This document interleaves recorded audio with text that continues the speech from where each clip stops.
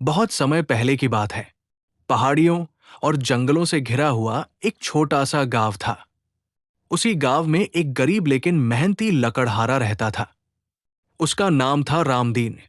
रामदीन रोज सुबह कुल्हाड़ी कंधे पर रखकर जंगल जाता, लकड़ियां काटता और शाम तक वापस लौट आता। उसी मेहनत से उसका घर चलता था। एक दिन रामदीन जंगल से लकड़ियां काटकर लौट रहा था। रास्ते में उसे एक बहुत पुराना पीपल का पेड़ दिखाई दिया। वो पेड़ इतना विशाल था कि उसकी जड़ें जमीन को फाड़ती हुई बाहर निकल आई थी। जैसे ही रामदीन उसके पास से गुजरा, उसे ऊपर से आवाजें सुनाई दी। दो तोते पेड़ की डाल पर बैठे आपस में बात कर रहे थे। एक तोता बोला, इस पीपल के पेड़ के नीचे एक दुर्लभ औषधि दबी हुई है। दूसरा बोला, अगर कोई उसे जमीन से निकाल कर खा ले तो उसे हर जगह गड़ा हुआ खजाना दिखने लगेगा। रामदीन रुक गया। उसने ऊपर देखा और फिर हंस पड़ा। उसने मन में सोचा, तोते भी कैसी अजीब अजीब बातें करते हैं। ये सब तो कहानी जैसी लगती है। लेकिन उसका मन बेचैन हो गया। थोड़ा आगे चलकर वो रुका और वापस उसी पीपल के पेड़ के पास आ गया। उसने कुल्हाड़ी से हल्की हल्की खुदाई की। कुछ ही देर में उसे मिट्टी में लिपटी हुई एक जड़ी बूटी मिली। उसकी खुशबू अजीब थी, जैसे मिट्टी और धूप की मिलीजुली सुगंध। रामदीन ने उसे हाथ में लिया और सोचा, अगर मजाक है तो कुछ नहीं होगा, और अगर सच हुआ तो मेरी जिंदगी बदल सकती है। उसने औषधि खा ली, कुछ नहीं हुआ। रामदीन निराश हो गया। उसने खुद को ही कोसा और लकड़ियां उठाकर गांव की ओर चल पड़ा। लेकिन जैसे ही वो गांव की सीमा में पहुंचा, उसकी आंखें फैल गई। उसे जमीन के नीचे हल्की हल्की चमक दिखाई देने लगी। कहीं रास्ते के नीचे, कहीं खेतों के बीच, कहीं पुराने घरों के पास। रामदीन डर गया। उसे समझ आ गया कि तोतों की बात सच थी। सबसे ज्यादा चमक उसे मुखिया जी के घर के नीचे दिखाई दी। वो चमक बाकी सबसे अलग थी, तेज, भारी और डरावनी। रामदीन का दिल जोर जोर से धड़कने लगा। उसने सोचा, इतना सोना, अगर ये बाहर आ गया तो सच्चाई सामने आ सकती है।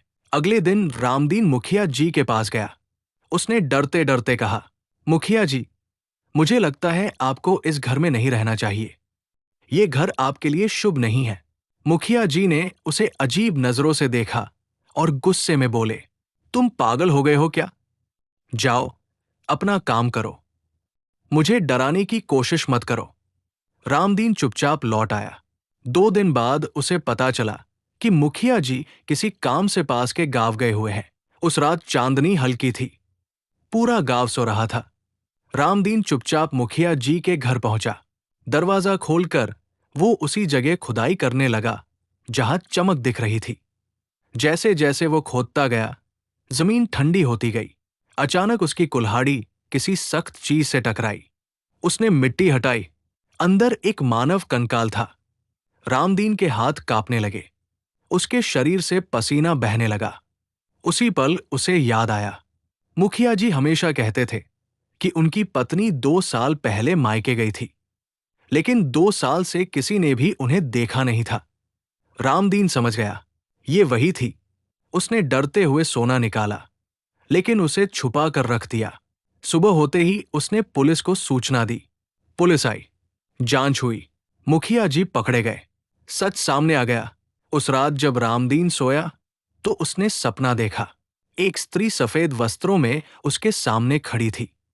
उसके चेहरे पर शांति थी। उसने कहा, तुमने मुझे न्याय दिलाया, धन्यवाद। रामदीन की नींद खुल गई। उसी पल उसे एहसास हुआ, वो तोता कोई साधारण पक्षी नहीं था। वो मुखिया जी की पत्नी की आत्मा थी, जो अपने साथ हुए अन्याय के लिए रास्ता खोज रही थी। कुछ दिनों बाद रामदीन की वो शक्ति खत्म हो गई, लेकिन अब उसे उसकी जरूरत नहीं थी, क्योंकि उसने सबसे बड़ा खजाना पा लिया था, सच, साहस और न्याय।